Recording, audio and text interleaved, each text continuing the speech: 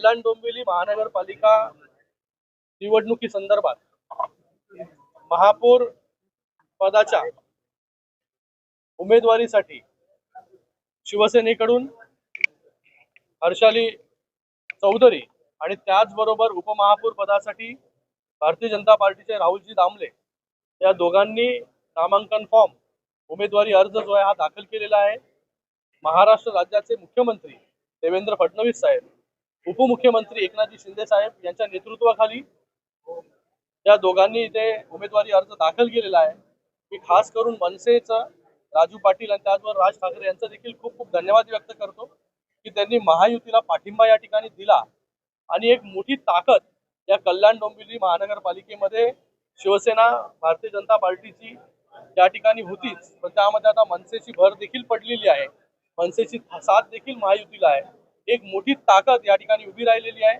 येणाऱ्या 3 तारखेला महापौर पदाचे उमेदवार किंवा उपमहापौर पदाचे उमेदवार जे आहेत ते बिनविरोध या ठिकाणी निवडून येतील असा पूर्ण विश्वास जो आहे तो या ठिकाणी आहे।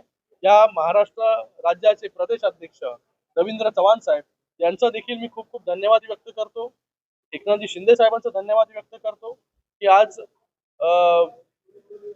ह्या कल्याण डोंबिवली महानगरपालिका असेल, उल्हासनगर म्युनिसिपल कॉर्पोरेशन असेल, ठाणे असेल, हे पूर्ण MMR मध्ये सगळीकडे सर्वीकडे महायुतीचेच महापौर आणि महायुतीचेच उपमहापौर जे आहे ते या ठिकाणी येणाऱ्या काळामध्ये जे आहे ते बसणार आहे। हर्षाली चौधरी मॅडम यांचा उमेदवारी अर्ज या ठिकाणी भरलेला आहे।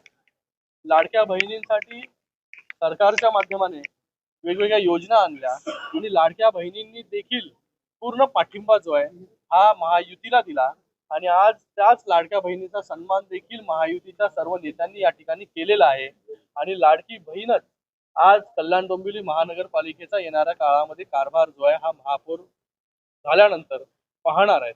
मी त्यांना देखील खूप खूप शुभेच्छा देतो आणि त्याचबरोबर राहुलजी दामले यांना देखील शुभेच्छा देतो। हर्षाली चौधरी मॅडम या देखील एक आमच्या नगरसेविका आहेत, त्यांना देखील एक्सपिरियन्स आहे महानगरपालिकेमध्ये आणि राहुल दामले जे उपमहापौर पदाचे उमेदवार आहेत त्यांना तर प्रदीर्घ अनुभव आहे। सगळ्यात ज्येष्ठ नगरसेवक जे आहे हे राहुलजी दामले या ठिकाणी आहेत। मला वाटतं हे दोघंही मिळून जे आहे ह्या महानगरपालिकेचा जो कारभार आहे आणि त्याचबरोबर येणाऱ्या काळामध्ये चांगले डेव्हलपमेंट वर्क जे आहे ते यांच्या माध्यमाने नक्कीच या महानगरपालिकेच्या क्षेत्रामध्ये होतील अशा शुभेच्छा देखील या ठिकाणी मी देतो।